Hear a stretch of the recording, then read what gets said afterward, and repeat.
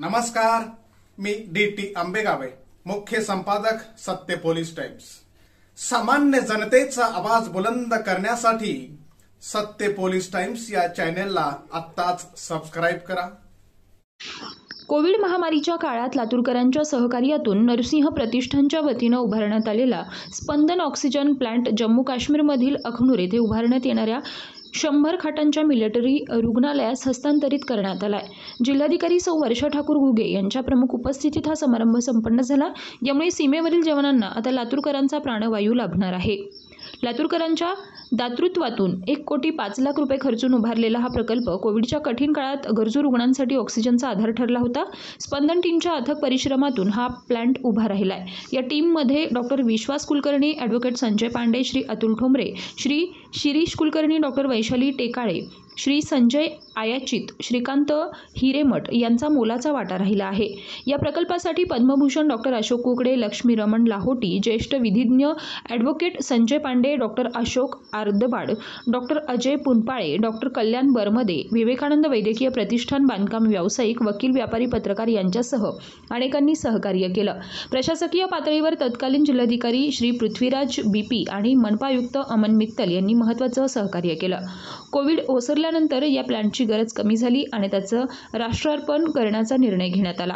जम्मू काश्मीरमधील अखनूर येथील 100 खाटांच्या मिलिटरी रुग्णालयात या प्लॅन्टची तातडीनं गरज असल्याचं समजताच ब्रिगेडियर कमांडर विनय शर्मा यांनी गेल्या 2 महिन्यांपासून सातत्यानं पत्रव्यवहार आणि संपर्क साधून या प्रकल्पाचा लष्करासाठी उपयोग केला जाणार असल्याचं स्पष्ट केलं आहे। समारंभाच्या वेळी जिल्हाधिकारी सौ वर्षा ठाकूर घुगे यांनी हिरवा झेंडा दाखवून स्पंदन प्रकल्पाचे औपचारिक राष्ट्रार्पण केलं। या म्हणाल्या, लातूरमध्ये कर्तृत्व आणि दातृत्वाची कमी नाही।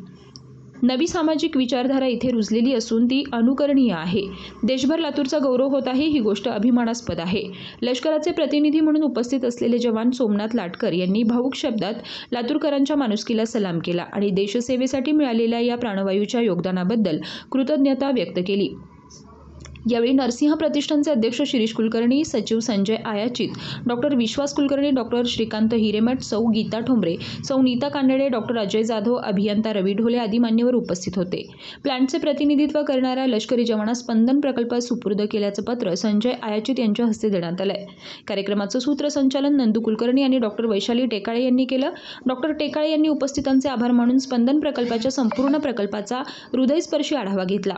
नरसिंह प्रतिष्ठानचा स्पंदन प्रकल्प सीमेवर जात असताना त्याचं स्पंदन हे नाव कायम ठेवण्यात आलं असून त्यात लातूर आणि महाराष्ट्राची ओळख दर्शवण्यासाठी त्यांचं नाव MH24 स्पंदन असं ठेवण्यात आलं आहे। त्यामुळे आता सीमेवरही लातूरच्या या योगदानाची ठळक नोंद राहणार आहे। आनंदाचा क्षण आहे की आम्ही कोविडच्या काळामध्ये लातूरकरांच्या सेवेसाठी जो एक मोठा प्रकल्प उभारला होता ऑक्सिजन सिलेंडर पुरवठ्यासाठी, तो प्रकल्प कोविडच्या लाटेनंतर कालबाह्य ठरतो का अशी भीती होती। पण आज भारतीय सैन्यासाठी पूंछमध्ये जे नवीन हॉस्पिटल बनतं आहे त्या हॉस्पिटलसाठी हा प्रकल्प आम्ही डोनेट करत आहोत। आम्हाला डोनेट हा शब्द पण जरा आम्ही राष्ट्रार्पण करत आहोत, कारण आम्हाला त्याच्यात देण्यापेक्षा आम्ही कुठेतरी उपयोगाला आलो ही भावना जास्त महत्त्वाची आहे।